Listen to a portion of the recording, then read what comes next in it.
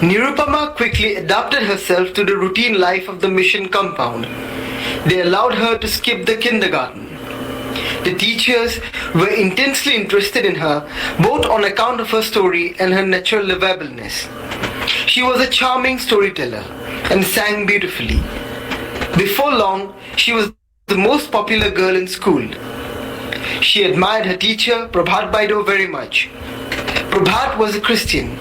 She taught the children about Jesus Guru, all he stood for, and his loving life and sacrifice. She inspired in her pupils a deep reverence for the Christ. She taught them to speak with him even though he is God. A picture of him hung in the classroom where the bright brown eyes could linger on it. Nirupama spent a great deal of time gazing upon it. About the Guru stood a group of children of many races. In the Guru's arms was a little Indian girl in a red sari. The Guru reminded her of her own daddy. Her uncle and brothers delayed their coming. Nirupama wondered why they did not come, but she made excuses for them.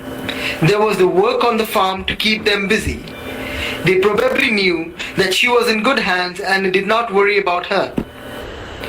They might have come at the Durga Puja, but probably they were too poor. Nirupama was leading a busy and useful life, learning much from books but vastly more by contagion. In school, she was forging ahead. At the end of 6 months, she had reached the 3rd grade. She learned to cooperate more gracefully in all the varied work of the compound.